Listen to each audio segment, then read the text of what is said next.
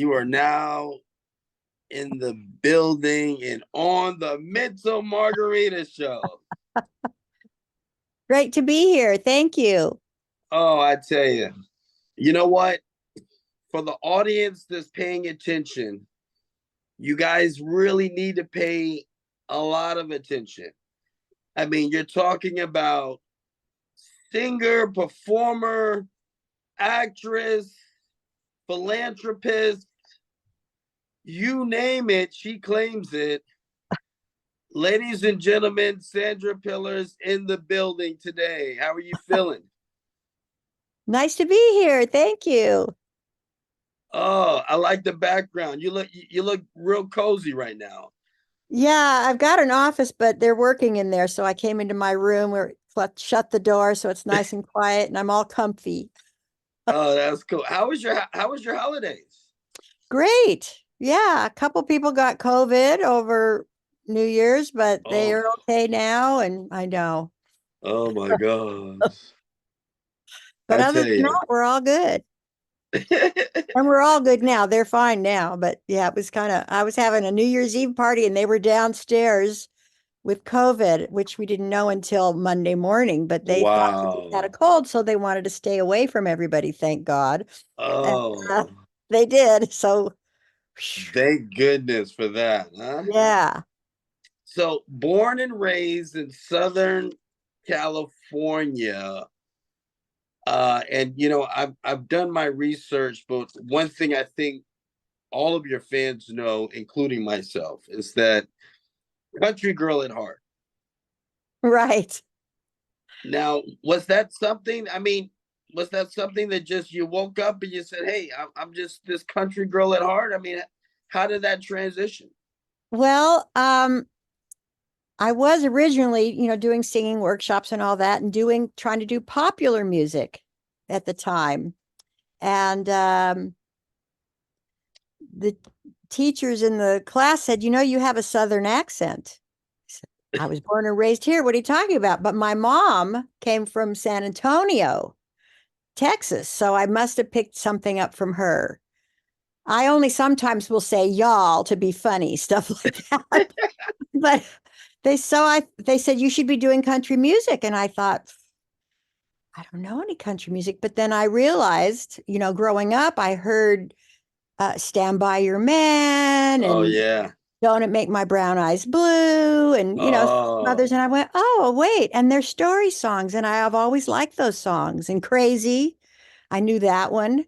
So I thought, okay, I'll give that a shot. And started doing that. And then I realized that if I wanted to really be an artist, I had to have original music.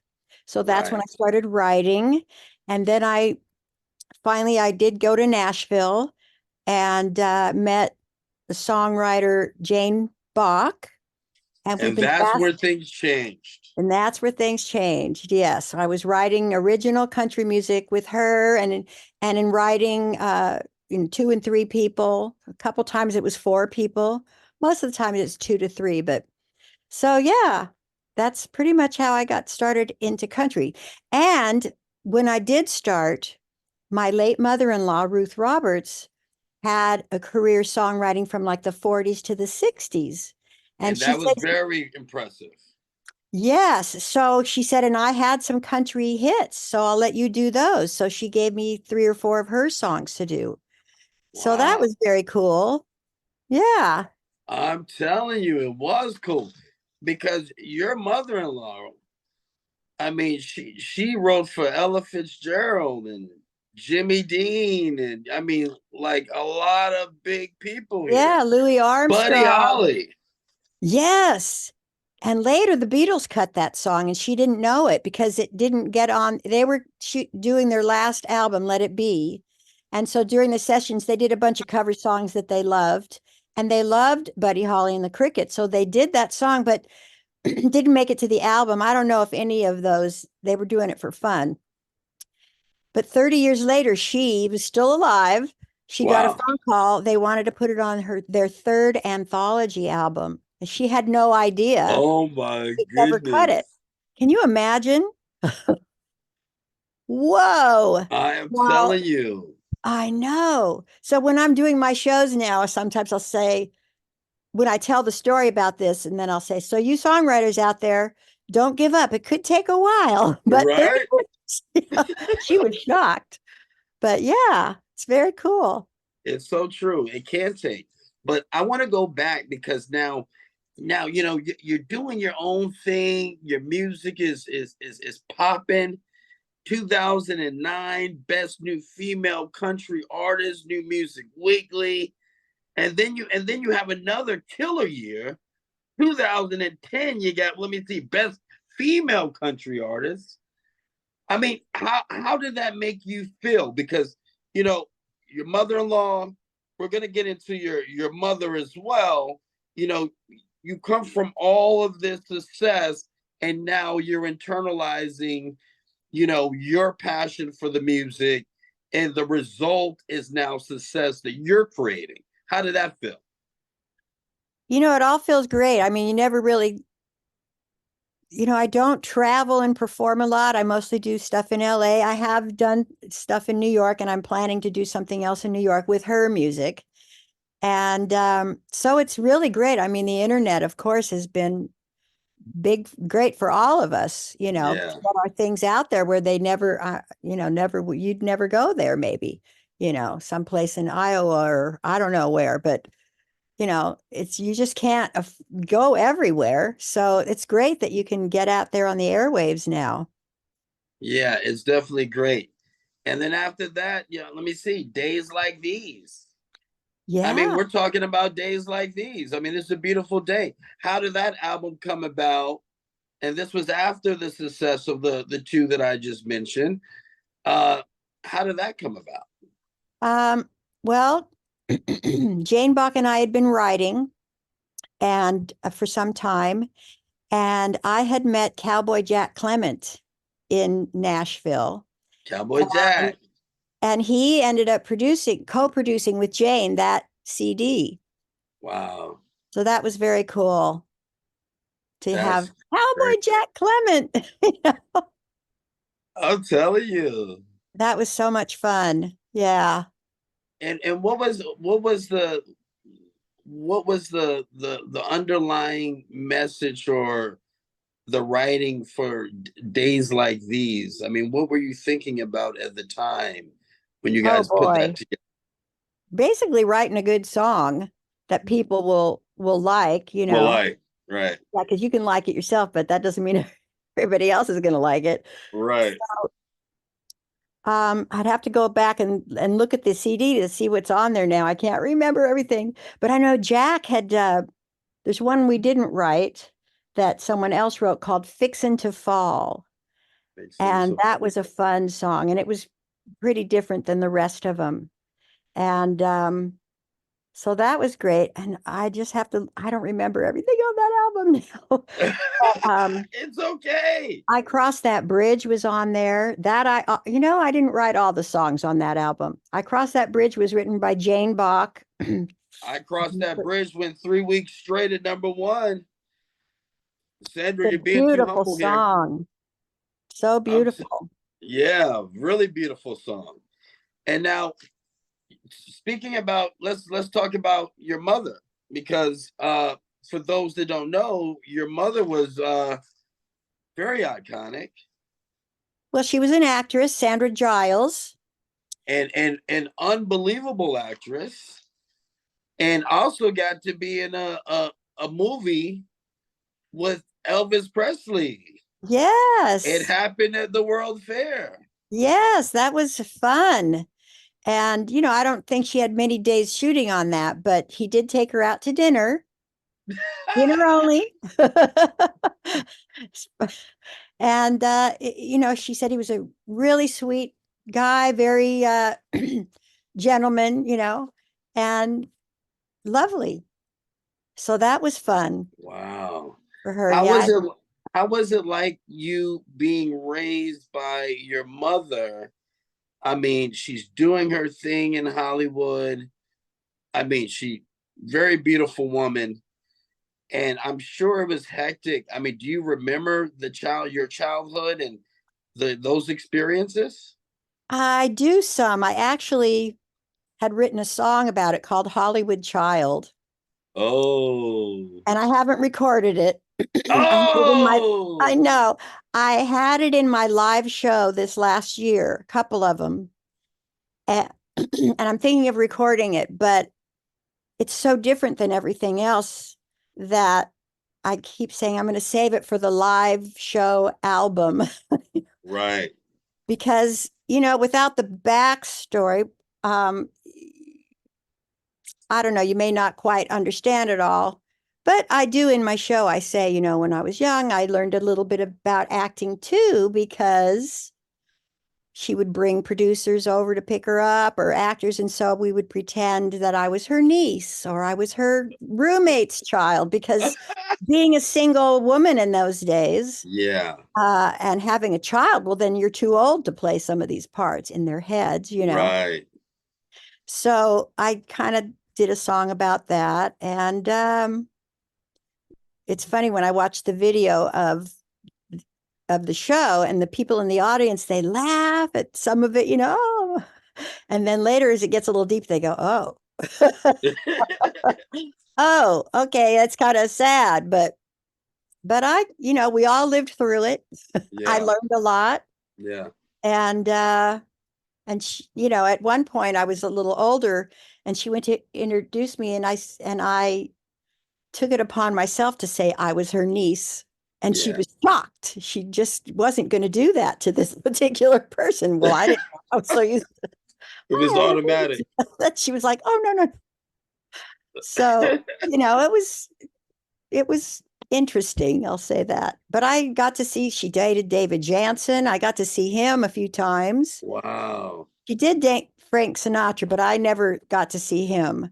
The Frankie song, baby. yeah. And a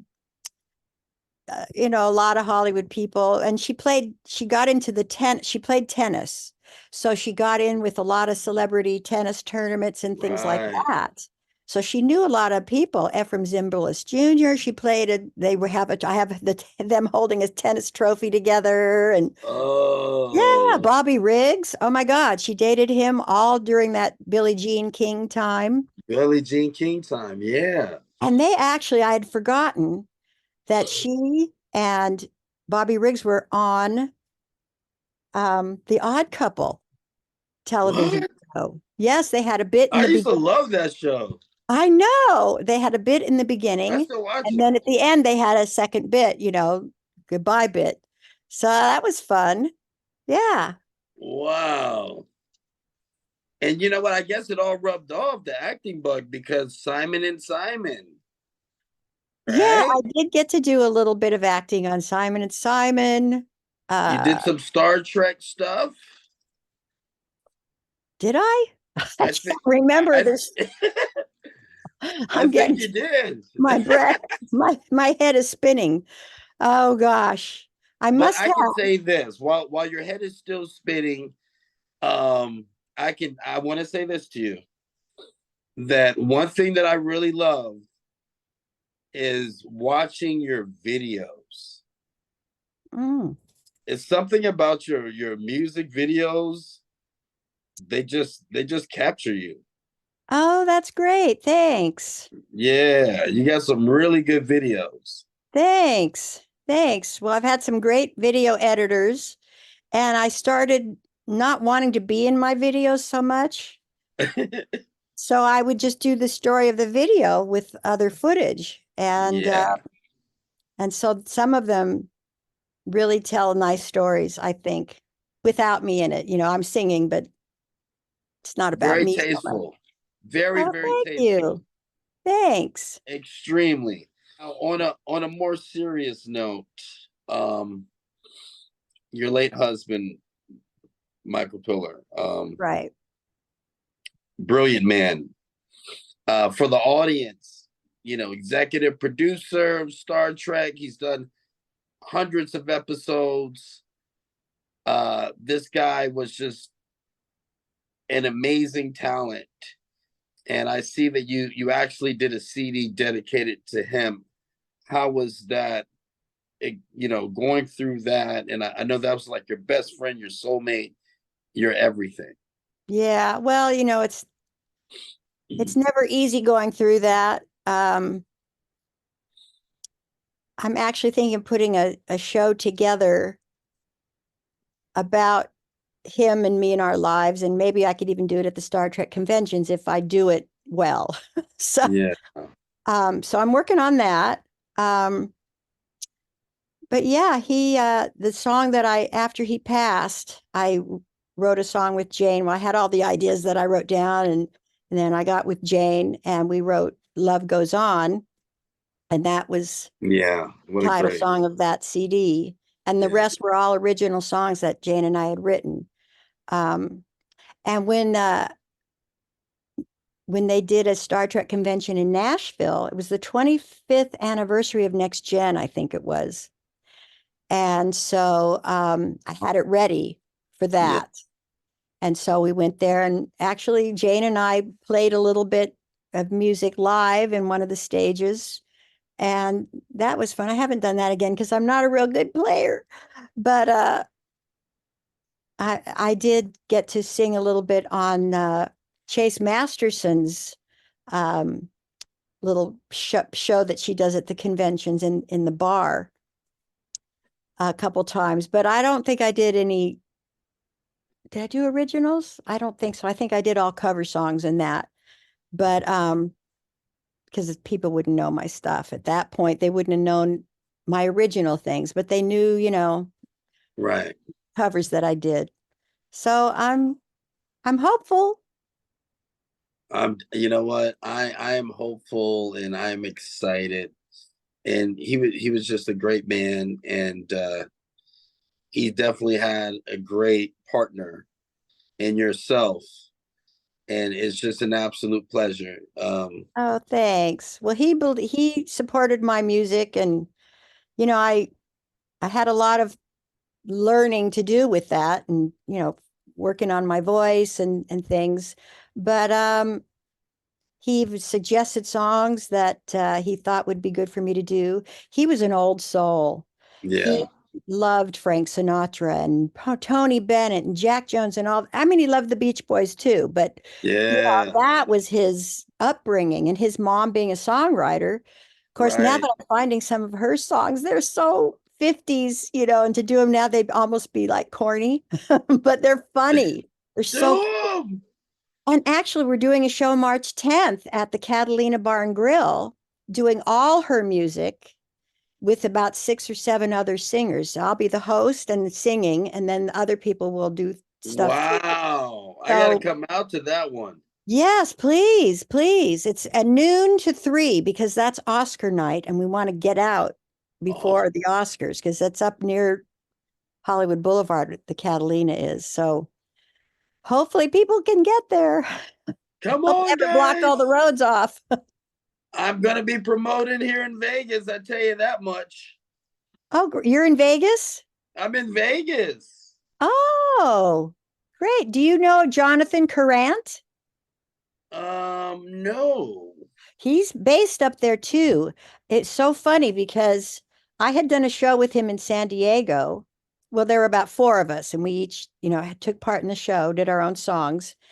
And so now, years later, probably 10 years later, I've started going to the cabaret conventions in New York to try and get Ruth's music back into circulation through some of those singers.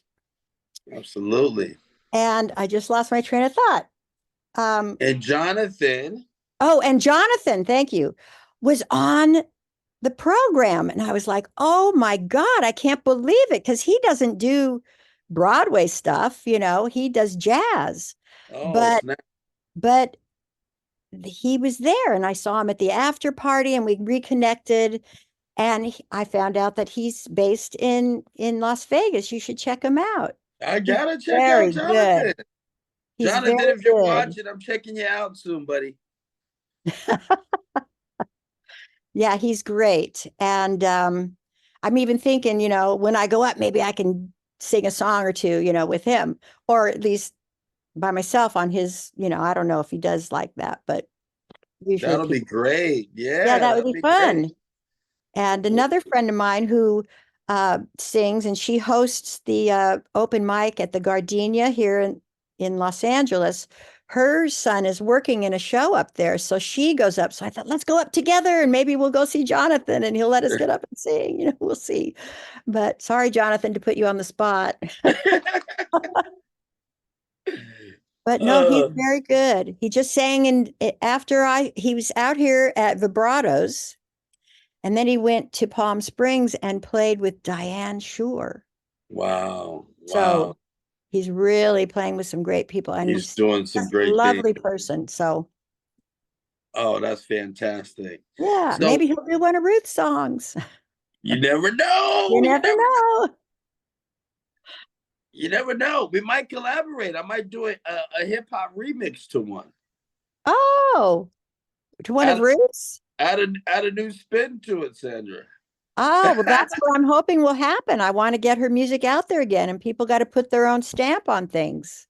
Yeah. So, hey. That'll be cool. So any other things in the works? Is there any more things in the laboratory?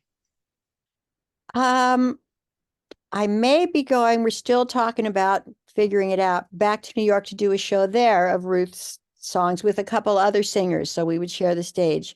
We did it at Feinstein's 54 Below a few years ago, before COVID, and now I'm hoping to put something together with them again too. So that might be at the end of May. So I can keep you posted. Yeah, I can keep you posted. Yeah, that'll be great. That'll be really great. I tell you, you have just been amazing. And just hearing your music, your spirit is so radiant. Oh. And it just jumps out of the screen. And it's such an honor to have you on the show. If people want to know more about you, check out your music, see those videos I've been bragging about, because that stuff that you got's got my head spinning. Oh, wow. And how do they reach you?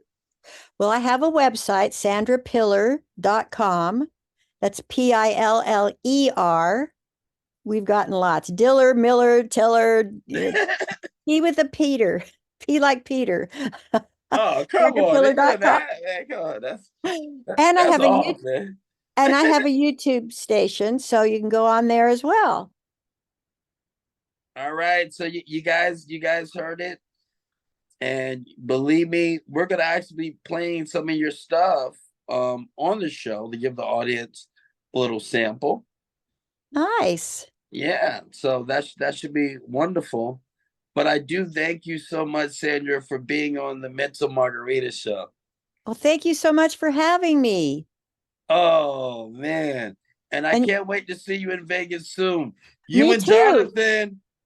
Yes, and see Jonathan. Definitely. I think he's back in Palm Springs soon. So he's everywhere. So I'm hoping to get up there soon. Yeah, we definitely got to link up. And guys, don't forget, March, is it 10th? March 10th, noon to 3. Noon Catalina. to 3. Correct. Catalina Bar and Grill. There you have it. Ladies and gentlemen, Sandra Piller. Let's shake the world, Sandra. See you soon. All right. Thanks so much. Bye, everyone.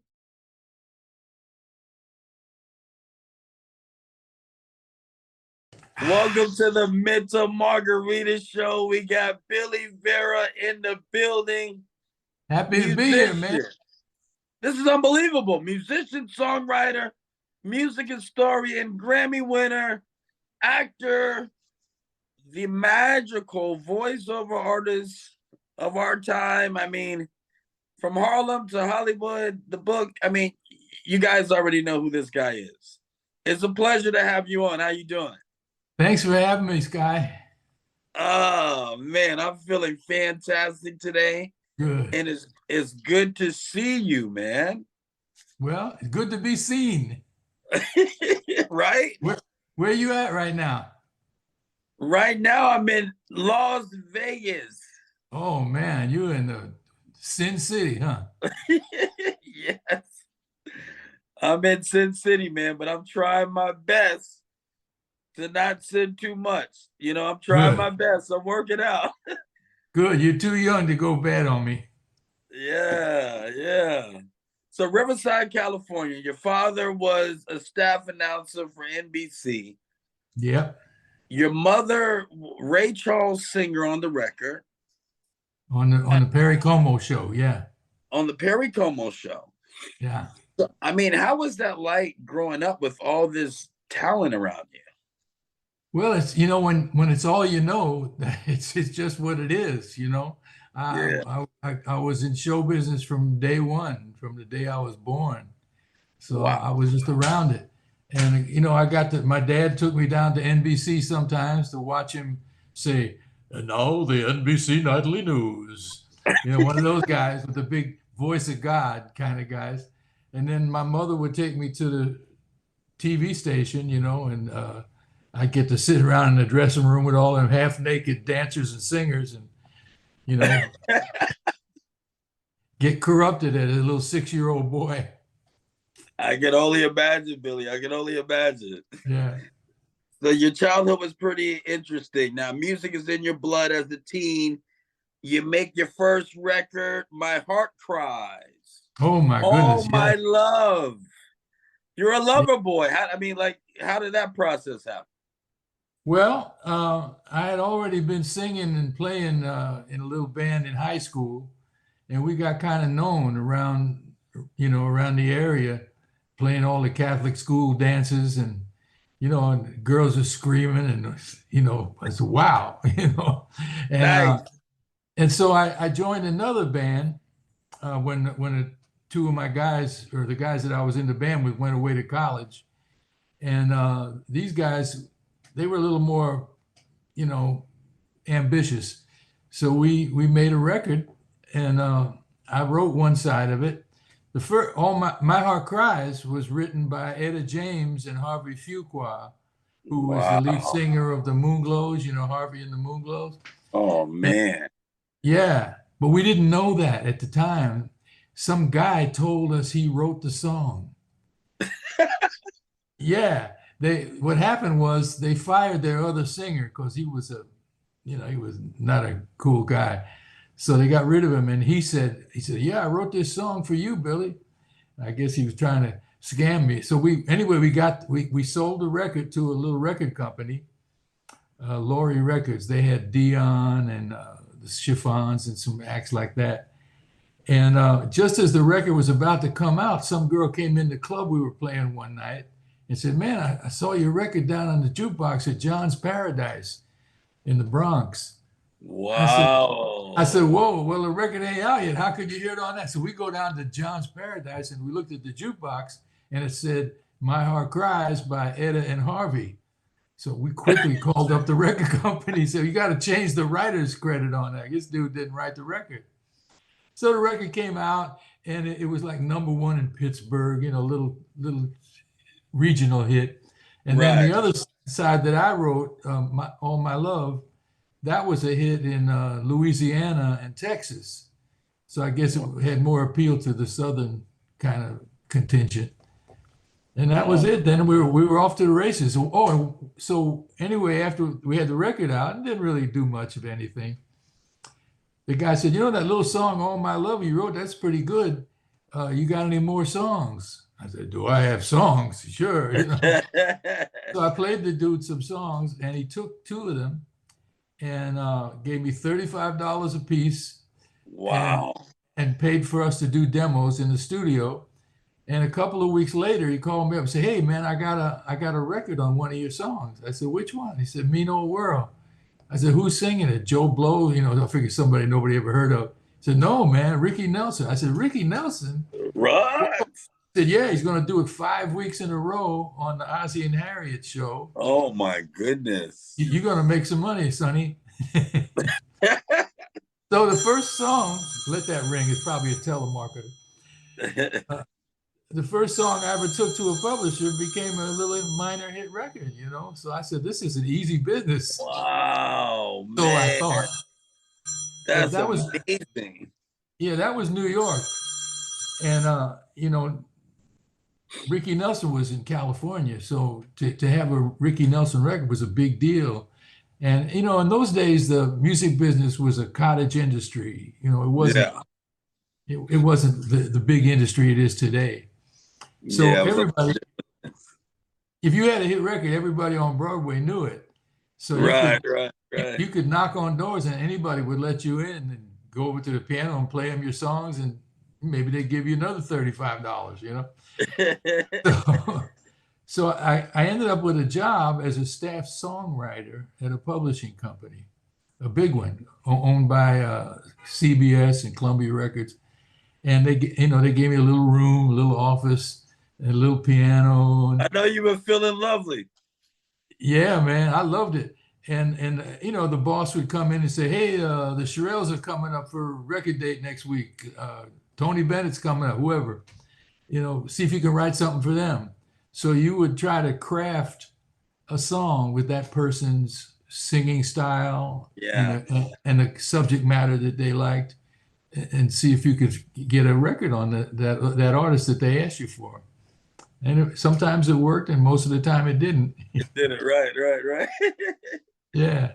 Man, but that's got to be so cool to just be in that situation. Oh, it was beautiful, man. It was beautiful. Because I was working with the band 6 nights a week at different clubs around. And then in the daytime, I'd hop on the train and go down to the Broadway and write songs. So, when you're 20 years old, you got a lot of energy. Oh, you got a whole lot of energy. Yeah. So tell me about Make Me Belong to You. Well, that they put me with another songwriter who, as it happened, had gone to my high school. He was about 4 years older than me. His name was Chip Taylor, and you know that name because he wrote "Wild Thing" and "Angel of the Morning" and big Yeah, songs like. right. That's right. Yeah. So he became sort of my mentor as a songwriter. And the first song that he and I wrote together was "Make Me Belong to You," and we got Wow. yeah, the publisher got it recorded by Barbara Lewis, and it became a hit record for her. Atlantic And Records. Atlantic Records, which was my dream label, all my favorite artists, Coasters, Drifters, Bobby Darin, all them, Ray Charles, all Atlantic. So, in fact, they even let us go to the session. And so we got to watch them record it. And in those days, if you had a hit with a song, it might get recorded by a lot of artists, in different countries. So we had versions of "Make Me Belong to You" in French and Italian and Spanish. Oh, and all kinds of versions. Yeah, and they got to pay you for that, so Yeah. so it was great. It was great. We were on our way. Wow, that's amazing.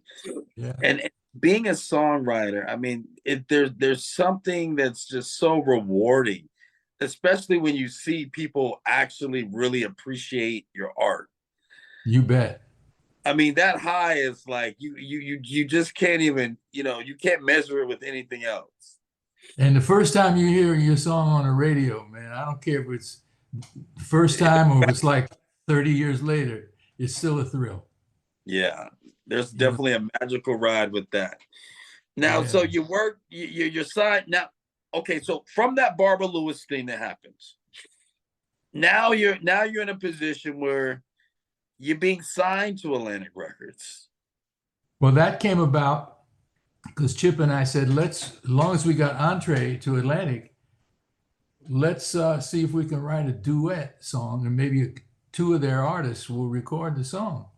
So we wrote this song called "Storybook Children." Oh, God. By the way, I love that song. Oh, great. You got taste. Love that. We made a demo of it, me and some girl, singing it. And we took it up to Jerry Wexler, who was the big cheese at Atlantic, the boss. And he loved it. He pounded his fist on the desk. He says, "Man, that's a smash." He said, "Get rid of the girl and I'll record you on Atlantic Records." I said, "Whoa, really?" Whoa. So I was friends with Patti LaBelle and the Bluebells. Our weekend job was we played at this club where we were the house band, and on Fridays and Saturdays they'd have hit record acts come up and play, and we'd back them up. And we Wow. were pretty good at that. So we became friends with all the artists. And Patti LaBelle and the Bluebells were friends. Well, there was a girl in the group named Nona Hendricks. And Nona had a voice that was, I thought, was lower than Patty's, and I thought it would blend well with mine. So I called her up in Philadelphia, and I said, "Hey, you want to make a record with me? You know, for Atlantic, because you all are already on Atlantic." And she said, "Yeah, I'd love to." So we went. She came up to New York, and we recorded. And Wow. then their manager got in on the act, and he said, "Man, if Billy and Nona have a hit, she'll quit the group," and blah blah blah. So then we had to audition about 20 more girls. Oh And my God. and none of them were right, you know. They sound like they should have been singing Stephen Sondheim songs or something like that. And then Jerry Wexler called. He said, "Look, we got this girl, Judy Clay. She cousin of Dionne Warwick and Dee Dee Warwick and Cissy Houston. You know, see if you like her." So she came over and she walked in, and she was a rather large woman. You know, she's about 14 months pregnant, and Yeah. and had a bit of an attitude, you know, because everybody in the family had made it except her. Except And her. she had been the lead singer in their family gospel group, the Drinkard Singers. So Wow. she was kind of bitter about that, but she sang her butt off, you know. And Mm. after she left, they said, "Well, what do you think, man?" I said, "Well, she sings great." They said, "Well, yeah, think you can handle that attitude?" I said, "Man, I got a sister like that. I can handle anything," you know. And so we became good friends, actually. And I was really the only one that could get along with her. So we put the record out. And in those days, you put out a single. They didn't give you an album deal. So Right. nobody had seen us. So then we get an offer to play the Apollo Theater. Oh gosh, that was that. Yeah. So we in those days, the Apollo was 7 days a week, 5 shows a day. And then the night before the first day of that 7 day week, you'd go up to the theater and you would rehearse with the house band. And so I show up, and the stage manager was a fellow named Honey Coles from the great tap dance team, Coles and Atkins. And Wow. he said, "Oh," he said, "Harlem hasn't seen you yet," meaning me, because they had never seen an interracial Right. duet singing love songs before. It had never happened. Is that something else? Yeah. So he said, what I want you to do," he said, "since Harlem hasn't seen you yet, I want to surprise him." He said, "Judy, you enter from stage right, and Billy, you enter from stage left. Let her take 3 steps out first, and then you make your entrance, and watch what happens." Because you know those old timers, they knew everything about show business. Yeah. And in those days, the old timers saw it as their obligation to teach us young bucks, you know, Yeah. all about show business. Yeah. Yeah. So anyway, first day, 10:30 in the morning, first show, place is filled up, and we because our record was a hit already, so they were excited about seeing us. So we come out there. I count 1, 2, 3, enter. 1,500 people gasp at the sight of me. I could see them, you know, I could hear them out there. They're going, "That's him? Imagine, I can imagine. That skinny little white boy, that's him singing like that," you know. Well, we killed it. We killed it, man. He had put us on second, which is not a great spot. You know, the opening act is always a Oh, yeah. flashy dancing act, you know. The second act is somebody new or somebody not that great. Then it gets better, better, better, better. Star, the headliner, closes the show. So after the first show, we went over so well, he came up to our dressing room and he said, "I'm going to change up the show." He said, "I'm going to put you all on right before the star." He says, "Because ain't nobody going to follow you two." And so that became our spot, you know. Wow. And we became very popular at the Apollo. Hence the name of the book and the documentary, Harlem to Harlem. Hollywood. Yeah. Yeah. Wow. Because Harlem was who really accepted me as an artist before anywhere else. Was that something? Yeah. I mean, that's special. Yeah, I felt so because I had been a customer at the Apollo. You know, I was there when James Brown did that live album, man. I was in the audience that night. So And just, man, I mean, I can just imagine how you felt like all of a sudden, wow, I'm on this stage and people are really grooving to me. yeah. And you know, it was like, for me, it was like that stage was like sacred ground. You know, Yeah, all the greatest stars in the world, from Billie Holiday to Duke Ellington to Aretha, Ray Charles, all the greatest stars in black show business yeah. had been played the Apollo. Oh, gosh, yeah. And so, I mean, what a, and they're a tough audience. I mean, if they like you, they love Yep. you. But if they don't like you, they let you know it. Yeah, you're gonna know it right away. And you knew, man. And so they loved us, man. I remember one night they wouldn't let us off the stage, you know, and so we went, we made our exit, and Honey Soul says, "Get Honey Cole," she said, "Get back out there, take it from letter B," which means sing the second half of the song. He said, "Otherwise they'll never stop clapping." You know, so we did that, and it was really one of the high points of my life, you know. And I can imagine another high point has got to be Dolly Parton. Oh yeah. You know, I love Dolly Parton. I mean, Who doesn't? who didn't love Dolly Parton? Everybody. The nicest lady in show business, by the way. I'll tell you. Wow. Yeah, there's nobody nicer than her. And a great talent, and maybe one of the greatest stars. When you use the word star, Yeah. who's bigger than Dolly Parton, man? And that happens strangely because, That's true what you just said. Yeah. yeah. I mean, is there anybody on earth that doesn't recognize Dolly Parton when they see her? So true. Yeah. So the way that happened was, you know, Judy and I had a couple of hits, and then I had a solo hit of my own called "With Pen in Hand," and then the Love culture. What's that? I love that record too. Oh, great! Thank you. You did your homework, Oh man. man, that's a cold record right there. Sad, right? Oh man, you can relate to that. I mean, the Make modern you time, cry. that's so relatable. Yeah, yeah, great song. Bobby Goldsboro wrote that one. It's a great That's a song. great record. So, you know, the culture changed in the late 60s. America changed, the music changed. And I couldn't figure out how to fit in with this new world, the new style of music. Styles, it was beyond me. And Yeah. I didn't have a hit record for about 9 years, man.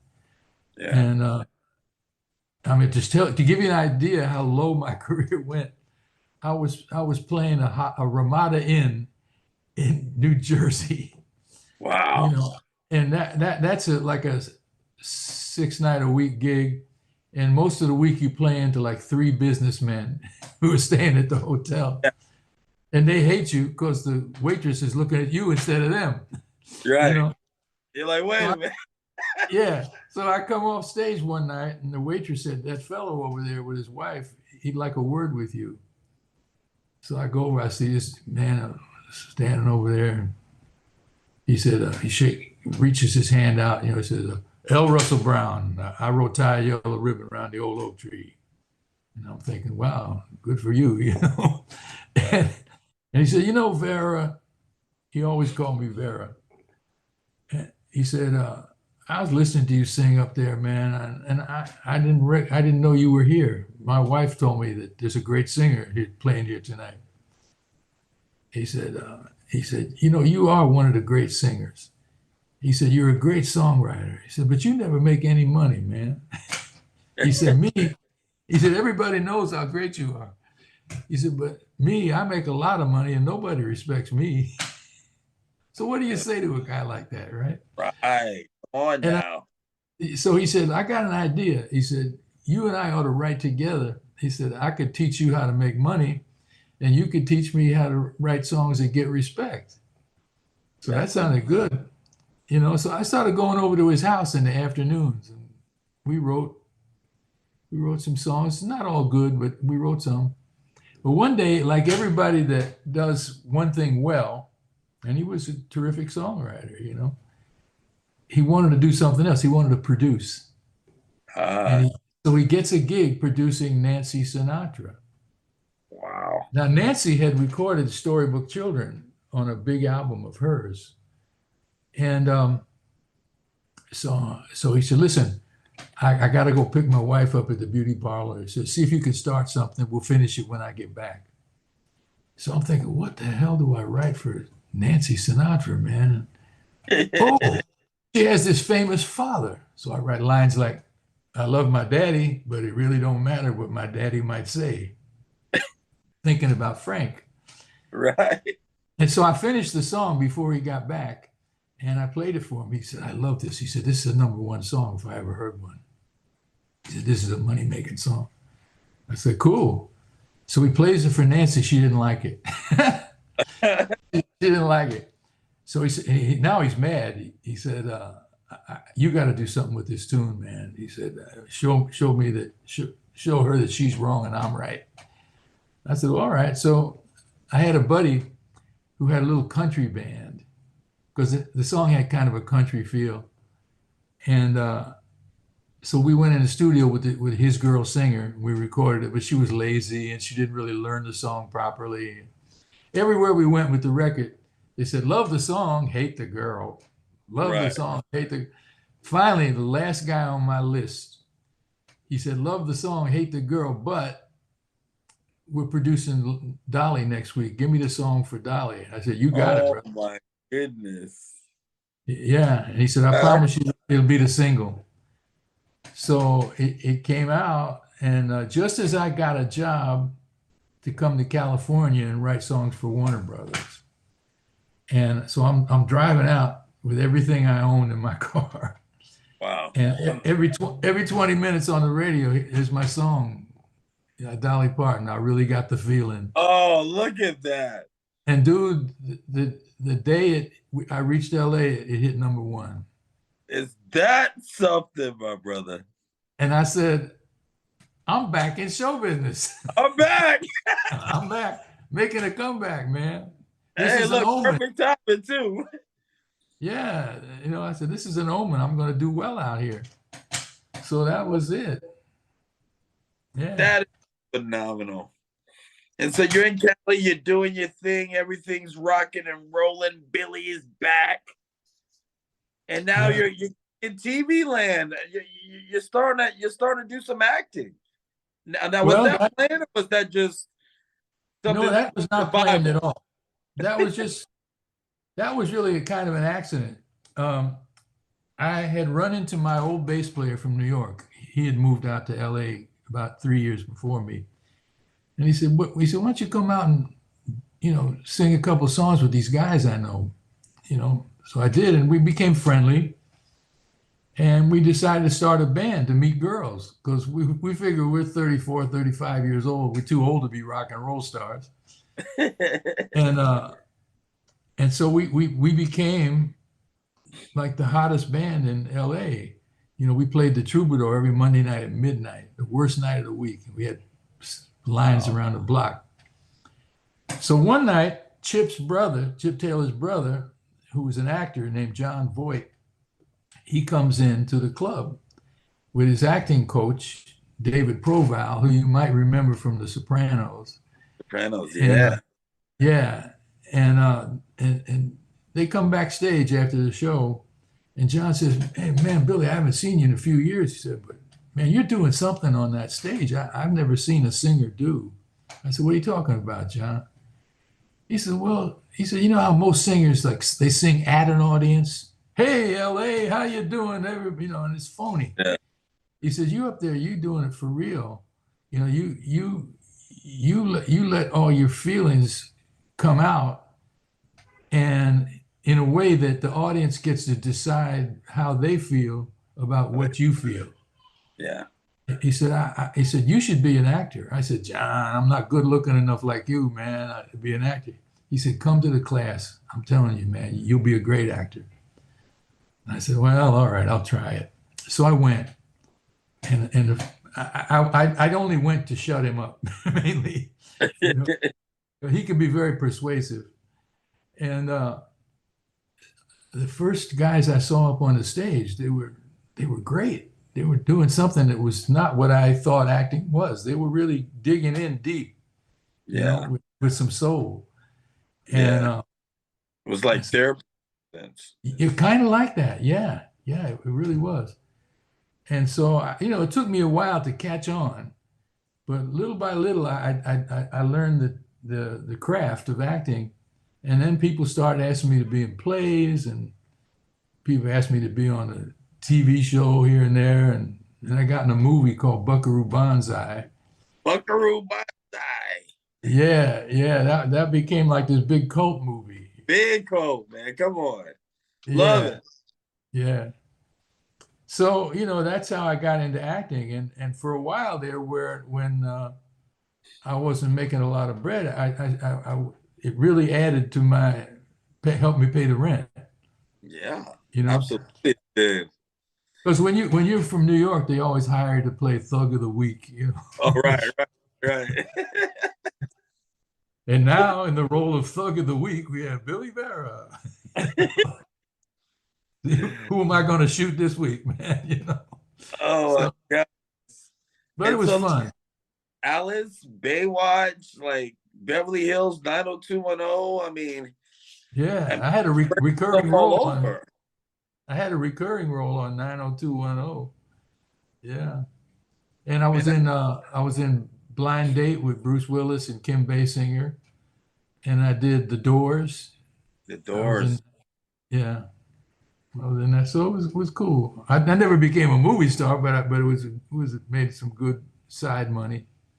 You know what I love about you, Billy, and I think this is a true testament to the character and the person that you are, is that you always tried something. As you're telling me this story of your life, you always said, hey, you know what? I'll give it a shot. I'll give it a try. And sometimes that's the difference between making it or not making it. You know what I mean? Yeah. Well, somebody told me, they said, opportunity will knock, but you have to answer the door. Yeah. You see, and I always remember those words, and you never know where it's going to come from. That's so true. You don't. You don't know where it's going to come from, man. And you got to take your shot. And I've been lucky. I made a living all these years. So, what the hell? And not only have you made a living, your voice. Let's talk about the voice, because you were doing voiceovers, and I'm listening to some of the voiceovers that you've done in the past, and I'm like, wait a minute, I heard this voice so many times. Yeah. Oh, I had a good run. Was that a natural transition into the voiceovers? Well, what happened there was, sometimes you do things for love. Yeah. And I love old records. I love the old rhythm and blues and jazz records. So Yeah. I was playing, I got a little radio show. I did it for free on those college stations. I did it for 6 years. And I played old rhythm and blues records, from the 50s mostly. And one day in my little mailbox at the station was a note that said, he has an interesting voice. You believe him when he talks. Would he be interested in doing voiceovers? Well, I had an expensive wife at the time, and I needed money. So I said, I'm going to try it. And the first one I did, I remember, was Nissan. And it caught on because people started calling me. I said, wow. I better get an agent. So I did, and I got a good one. And man, they started sending me. So I had a 22-year run of voiceovers. For a while, I was doing all the comedy promos for CBS and the different networks. Watch The Nanny tonight, 8/7 Central. That guy. Well, you get paid for that. You get paid, yeah. So that really did well. And so since my dad was in that field, when I started to do it, I said, you got any advice? And he said, yeah. He said, arrive early, work quickly, have no opinions, and and don't give anybody any crap. That's it.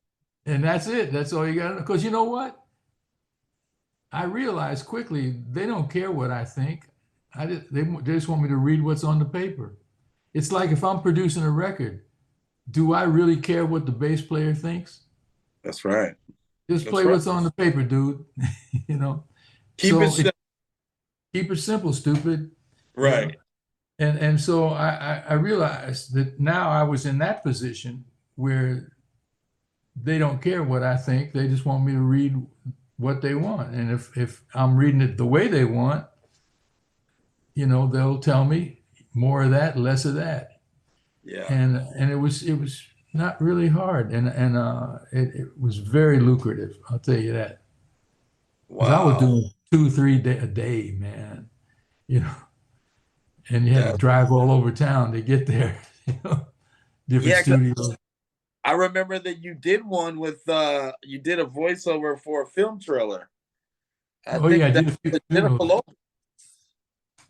I may have. I don't. You know, I did so many. I don't even remember.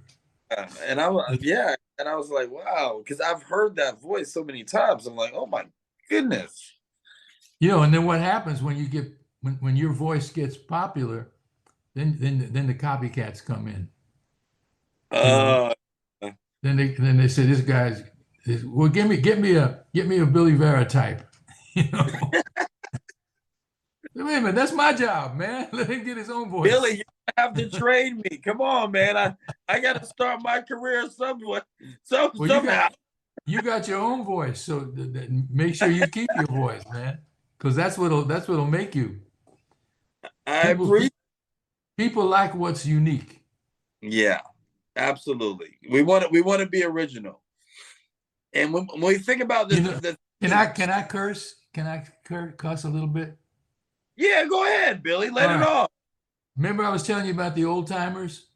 One of the things the old timers at the Apollo used to say, if you ain't different, you ain't shit.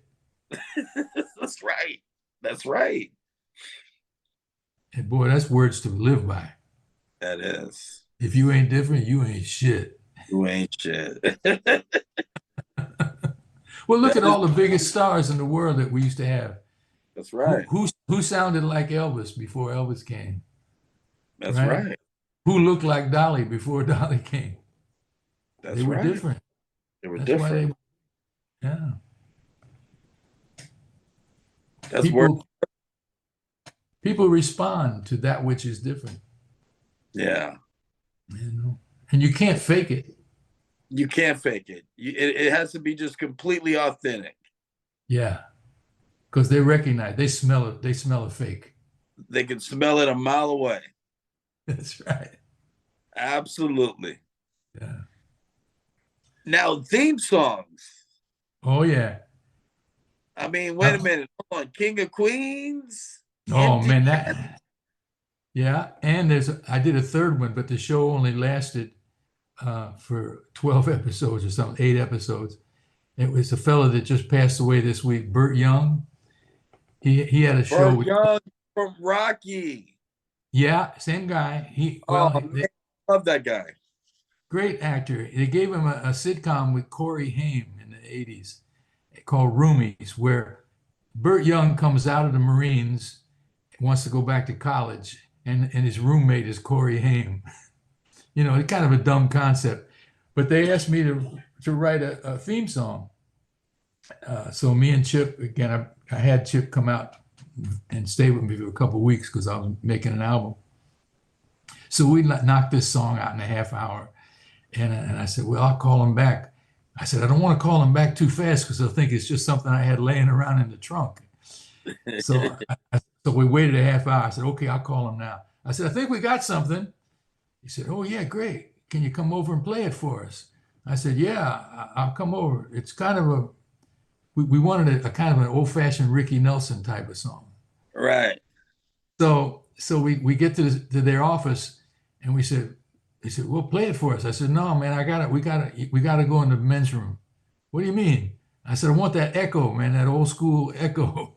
And you can only get it in the men's room. So all these executives and the secretaries and everybody, they all piled into the men's room for us to do our song. And so they loved it. And I said, well, okay, I only have one demand. I'm not a diva.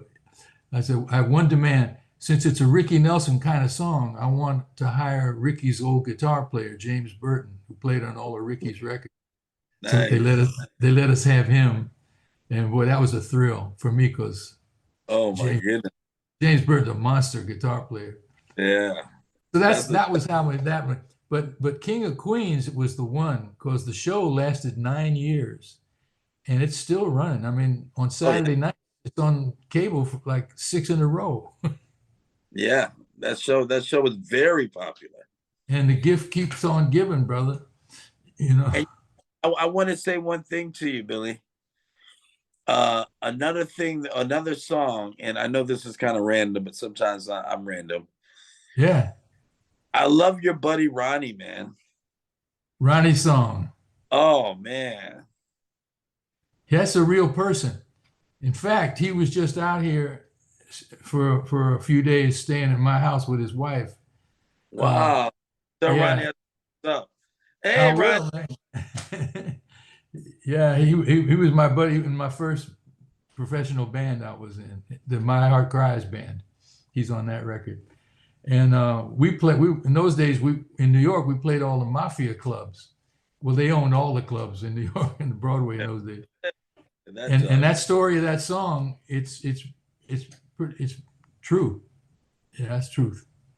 That is a tough song, man. Because I'm all about lyrics. And man, that song just hits me. Do you remember the day our Johnny died and Cronkite cried when he gave us the news? And we all watched Ruby blow Oswald away right on the TV. That's some heaviness. That's what I'm talking about. That's what I'm talking about. That's what I'm talking about. On the Mental Margarita Show, your dream album, Billy Vera, Big Band Jazz. Oh, I had always wanted to make a big band record. This was I love that music. Yeah, I love that music. And but I said, everybody's doing a standards album now. And I said, what do I do to make mine, again, different? If it ain't different, it ain't shit. That's right. So somebody said to me, so, well, you know black music better than anybody. He said, why don't you do something that has something to do with that? I said, yeah. I could do all songs written by the great black songwriters of the 20s, 30s, and 40s. Because there's a lot, Duke Ellington, Count Basie, Buddy Johnson, all these people wrote great songs, and they're not overdone. Because a lot of the people, Rod Stewart and all them, they were doing songs that you heard a million times. Right. It got to be different. So that's what I did. And I got the best musicians in LA. I recorded at Capitol Studio A, where Sinatra and Nancy Wilson and Dean Martin made all their records. And I said, because there was no record company that was going to pay me to do this record. So I'm going to have to pay for it myself. And that's a lot of musicians to pay. Yeah. But as luck would have it, Michael Bublé recorded At This Moment and sold about 14 million albums. So the first check that came in paid for the whole album. So yeah, I was able to, pay for that. And, and I still work with a big band once in a while out here. And it's fun, man. You got all those horns behind you. Oh man, it's got to be just exhilarating. Yeah. It is. I mean, just really kicks your butt. And you've done a lot of shows. Like, I mean, I've seen on your website, like, one thing that I love is your stage presence. Most people that come to a Billy Vera show, you're going to be dancing. You're not just going to be sitting there looking all cute. Yeah. Well, again, that goes back to the Apollo. You had to learn the craft, stagecraft. Yeah. And luckily those old timers were there to show, hey kid, this is how you make an entrance. This is how Yeah. you make an exit. This is, I don't know if you ever heard this woman, Donna McKechnie. She plays Vegas, I think. She was the lead dancer on a TV show called Hullabaloo, and she created the role of Cassie in the Broadway show Chorus Line. She became a star. She was married to my then manager back in the early days, and she was the one who showed me how to stand on a stage. You don't just stand there. And she was she's one of the great dancers of the time of her time. And she said, stand there. She said, spread your legs a little bit, don't keep your legs too close together. She said, women like that. And so little things like that, somebody else told me back in the early days, says, talk to your audience. Don't just stand there and sing songs. If you talk to them, they'll get to know you. And if they get to know you, they'll like you. And if they like you, they'll come back and see you again. Exactly. So there's all these little things that nobody teaches people anymore. Right. Artist development is gone. History. Motown was great for that. They had a whole division for artist development. They'd go so far as to teach them how to which fork to use when you're out, at a restaurant. Is that something? Yeah, etiquette. Yeah. Yes. And in fact, interesting thing is, there was a lady here that wrote the first Motown hit named Janie Bradford. Money, That's What I Want, Barrett Strong. Remember that record? Down. Well, she wrote that with Berry Gordy. And she for, about 15 years, she had a charity event every year that raised money to subsidize young people who wanted to learn music. Yeah. And all the Motown people used to come to the event. Not just the artists, but the people that worked in the offices. And everybody that had anything to do with Motown and other artists. And for some reason, my song At This Moment is her favorite song, so she would always invite me. And these Motown folks, even though I was an Atlantic Records artist, they kind of took me under their wing, so I got to know a bunch of these Motown people. Yeah. And I got to meet the lady that taught them etiquette. She was an old lady. Yeah, I forgot her name now, but I got to meet all those people too. And it was really interesting because it's really a family. And one year, Berry Gordy himself gave a speech, and I'm telling you, man, he might be the greatest public speaker I've ever heard in my life. And you could see why those people still loved him after all those years and whatever went on between them. They would have followed him into the doors of hell, because he was that inspiring a human being, Yeah. Yeah. And a visionary. Oh my God.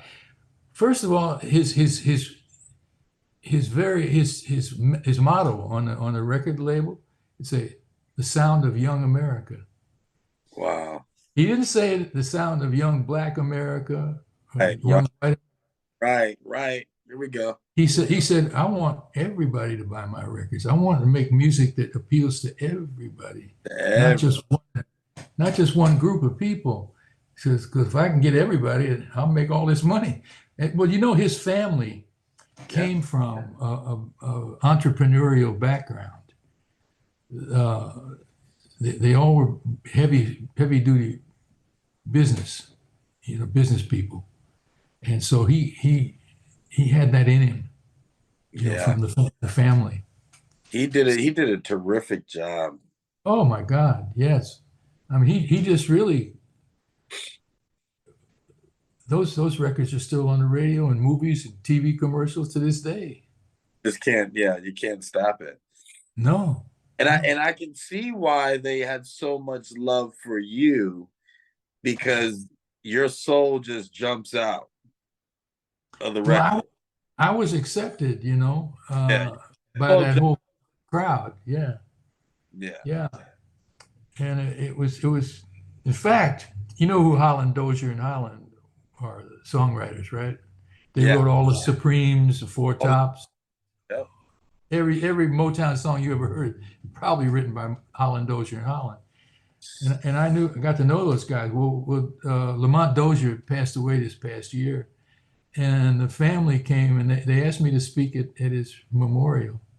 Wow. So yeah, and they asked me to sing at it too. Me and Frida Payne, we did a duet of "How Sweet It Is to Be Loved by," and then I sang "Baby I Need Your Lovin'." Both of those songs that Holland Dozier and Holland wrote. Wow. But one of the first things I said in my little speech was, you know, you ask people who Holland, the average person in America or in the world, who Holland Dozier and Holland were, they'll say, who? Yeah. I said, well, let me put it this way. They wrote more #1 songs than the Beatles for openers. Number two, you know their songs. You know you could sing. I could sing you 5 songs. You'll know it was Holland Dozier and Holland. I said, we're talking Irving Berlin territory when you're talking Holland Dozier and Holland. That was the impact of Holland Dozier and Holland. Yeah. You know.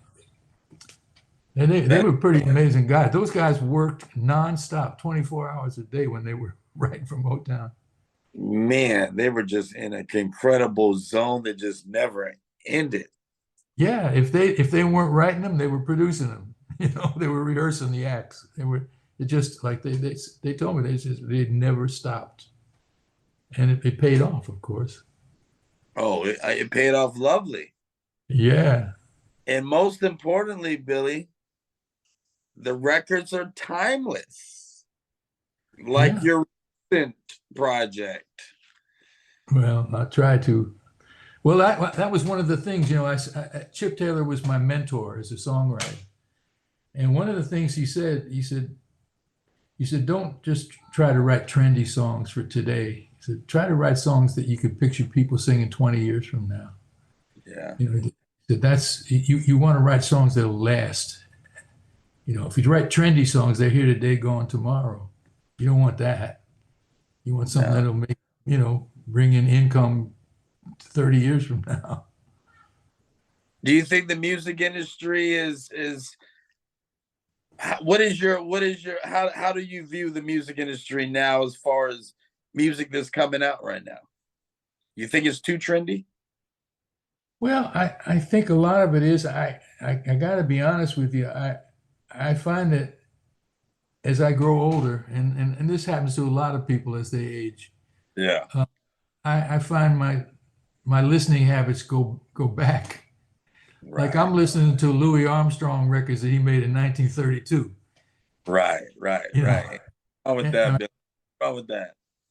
You know, like if you go on YouTube, man, you type in Louis Armstrong Stardust, and you listen to his singing. Wow. You listen to his trumpet playing. I mean, his trumpet playing, if you in your mind, you cut it away from the band, what the band is doing. It's as modern as tomorrow. And even Miles Davis, who never had anything nice to say about anybody. Love Miles. Miles once said about Louis, he said, ain't nothing none of us play that Louis didn't play first and better. Wow. That's a big compliment, Miles. Coming from him, and he, like I said, he don't like to compliment anybody. That's big for Miles. Yeah. But I listen to that. I listen to Duke Ellington a lot. You know, it's a great composer, and he had great musicians in his band. Johnny Hodges, great alto player. Ben Webster, you know, Harry Carney, all these wonderful players that he had playing his wonderful music. Yeah. So Count Basie, I listen to a lot of him, his old stuff. So as for today's music, you know, it's written like, I think almost all music is written for people that are in their teens. In their teens, right. And I'm not a teenager anymore. Right, so why would music written for teenagers, why would that appeal to me? To you, right. Exactly. I mean, unless I was very immature. Right. or retarded or something like that. Hey, Billy, we know you're not that, okay? No, not yet. I hope. What is your plan? What is your plan? My I mean, plan? anything that you're planning now, or is Billy Vera just kicking back and just relaxing in the sun right now? Well, I write articles for this magazine called Blues and Rhythm about, a lot of dead artists, old artists. But I also play with the band about once a month, either the Beaters or with the big band. So I do that, and I do things like this week. What I'm doing with you, I have one every day this week. Oh, And wow. they're not all as good an interviewer as you are, unfortunately. Oh, well, thanks, really appreciate But I know how to handle it. it. If you with somebody that's lame and who didn't do their homework, then you just say, well, I have to take over here, and you interview yourself. That's one of the little things you learn Uh, the hard way. yeah, I can imagine. Got to be But frustrating. But you know what, Billy? I want to let you know, for one, I got to see you perform soon. well, I I'm got to. playing. I'm playing next a week from tonight. I'm playing at Catalina's Jazz Club in Hollywood on Sunset Boulevard. And then on the 30th, I'm playing at a place I never played before called Spaghettini in Seal Beach. So that's what I got coming up. Okay. All right. I'm gonna make a note of that. And I Yeah. thank you so much, my brother, for being on the Mental Margarita show, man. Just talking to you. I don't know, man. I just feel the connection. There's a lot more that I'm sure that we can talk about, and I think there's a lot more that we will talk about.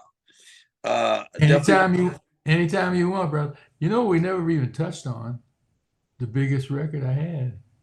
We didn't even talk about that, did we? Lord, how do we forget that? I almost forgot myself. Yeah. Drum roll, please. Introduce it, Billy. Well, yeah, it's called At This Moment. And I wrote it when I was still in New York. I think that we talked about it a little bit through a story, but we didn't really get to it. Yeah, at this Yeah, moment. yeah. Well, I had just started dating this young girl. She's about 12. No, she was 20-year-old girl, college girl. And I guess I was 33 at the time. Same age difference as my father and his last wife was, and my grandfather and his last wife, 13-year difference. Wow. Anyway, she was telling me, she's a college girl, and I'm not a college boy. I didn't care for school very much. But I went to 1 year of college, and I had this, when My Heart Cries came out, and I said, oh, I'm going to be an instant rock and roll star. I don't care about school. And I hated school, frankly. But so I said, I'm going to leave for a leave of absence. So I had this one professor, and the last day I was there, he brought in a little pile that high of his Elvis records and gave them to me. And he said, you're not going to come back. He said, first of all, you're smarter than most of these kids in here. And second of all, he said, you've learned everything that college has to teach you, which is how to find knowledge. Wow. He said, what I want you to do for me, though, he said, I want you to pick an author that you like and read everything he wrote. And when you finish that, find another one you like and read everything he wrote. And you continue that for the rest of your life. He said, in that way, you will educate yourself. So well, that's what piece of advice. Boy, I'm telling you, I still do it now. Yeah. I read every day. So anyway, so I left school, and now we'll cut to this girl, and she's telling me how she broke up with this boyfriend and how it crushed him, and he was like, I don't want to say suicidal, but he was bad off. Yeah. And so the next day, by this time I was living in my mother's house.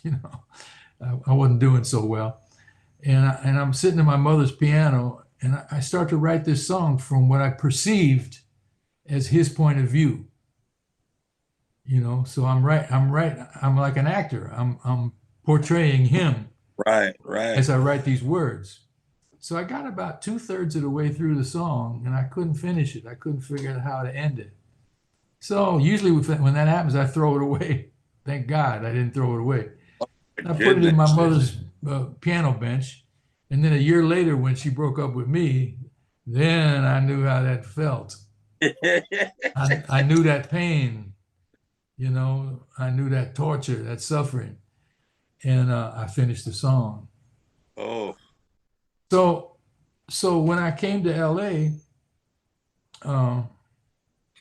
the boss at Warner Brothers, he said, play me a couple of songs. So I played him that one and another one. And when I played him at this moment, and he had all his staff was in the room with me at the piano, and I look around at him, he's got tears coming down his face. This is a hardened professional song plugger, song man. I mean, Warner Brothers had 2 million songs in their catalog, and he's crying over my song, man. I said, wow, because I never thought it was a commercial song. First of all, it didn't have a catchy title. It's something that you do a lot, though. You just can relate to it, and it evokes emotion. You're very good at doing that, and a lot of the songs that I've heard that you have done, you're very good at evoking emotion. And that's a trick, because you don't want to overdo it. Right. Because a lot of people try to sing that song, and they get too melodramatic. Yeah. This ain't opera, dude. Right. It's a conversation with you and the girl that just dumped you. It's real. Right. So you got to keep it real. So anyway, so we started doing it in the clubs, and the people liked it. And then we finally got a record deal. After we played the Troubadour for a year straight, every Monday night at midnight. And somebody in a genius idea said, why don't you record the band live? Do it up at the Roxy, because they had a better sound up there. The Roxy. And so we did that whole album up there. The album comes out, and everybody's loving At This Moment. 1981. Well, the company, the Japanese who owned the company, they pulled the plug because they weren't happy with the way the Americans were running the company. That's right. They pulled the plug on it. Yeah. Yeah. So now I was out without a record deal for 5 more years. And, that's when I was doing most of my acting work to pay the rent. One day the phone rings, and I always kept my number in the phone book because I was afraid I might miss something. And this guy said, hey, is this the same Billy Vera that has the band? I said, yeah. He said, well, my name is Michael Whitehorn, and I produce and write for a show called Family Ties. Well, that was the #2 show in the country right after Cosby. I love Family Ties. Yeah. So he said, we were at the club the other night, and we saw you do a song that we thought would be perfect for an episode that we have coming up where Michael J. Fox falls in love for the first time. Wow. And so we made a deal we had to re-record it because the version we had an audience, and you can't be doing a love scene when somebody asks, sing it, Billy. You can't do that, right? So I feel you, Billy. Yeah, take your time, brother. Take your time. Can't have that. So we did that, and I got mail. Now, I had songs in TV shows before, but never got mail because usually it's back in the background, Right. I said, wow, people must like this song.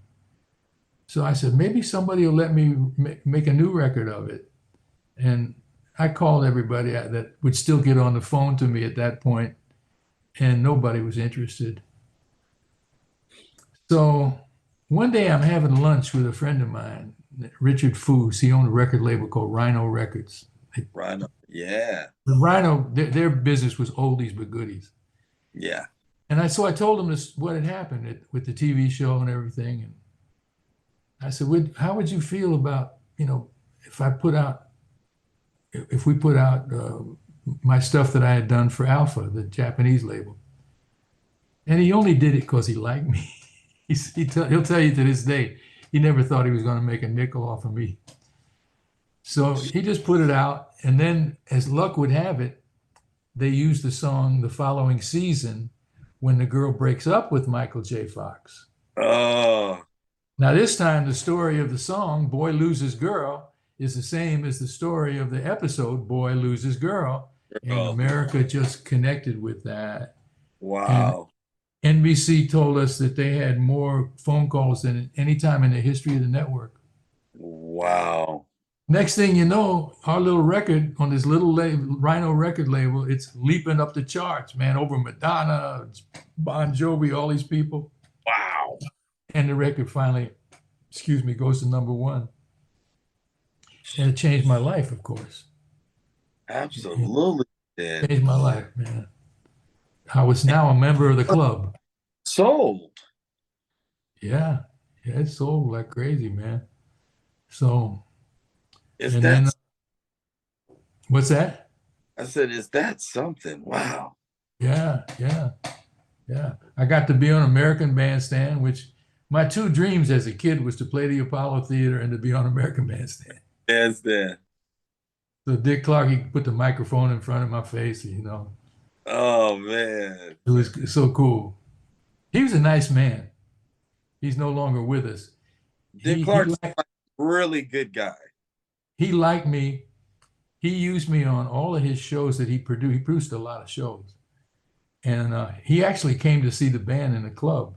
And that night he came, in fact, he loved Ronnie's song. He came backstage. He said, Ronnie's song. He said, that is a movie of the week. I'm gonna make that a movie of the week.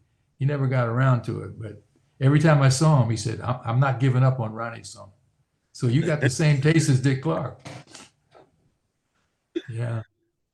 I'm telling you, just what an incredible journey. It's been a ride, man. It's been a good ride. One hell of a ride, my brother. And you know what? The wheels are still turning. That's right. It's never too late. Never too late. Never too late. And at this moment, I want to let the audience that have been watching this know that this guy here, Billy Vera, is just an amazing soul. So if anyone who doesn't know, please go on YouTube, go to billywera.com and just do your research and enjoy the body of work and the contribution that he has given to this planet. And I'm a proud recipient of it, my brother. Well, thank you, Sly, man. It's been a pleasure to be here with you, brother. Been a pleasure to be with you as well, my brother. And I look forward to seeing you real soon with the Beaters. All right. Well, if you show up, make sure I know you're there. Absolutely, man. Let's shake the world. Love you, brother. Love you too, my man. Take off that mask and show your pretty face. Take off that mask and show your pretty face. To hide such beauty is a darn disgrace. Take off that mask and show your pearly whites. Take off that mask and show your pearly whites. To show your smile is my heart's delight.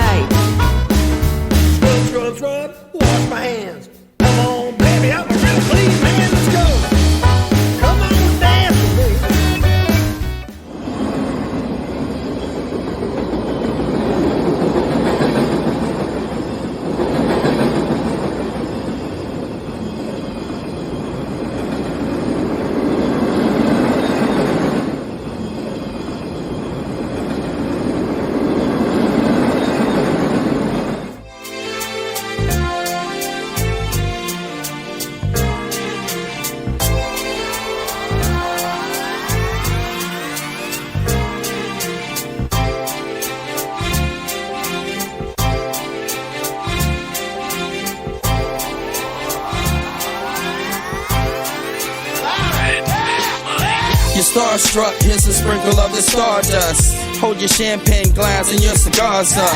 See the guys with mob ties drive the cars up. Bright lights, most nights they buy the bars up.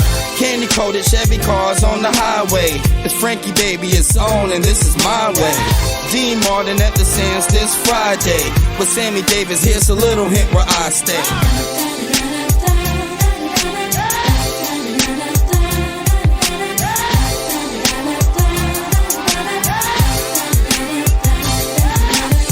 The city shines like Liberace's mansion. And you know Elvis had the whole city dancing.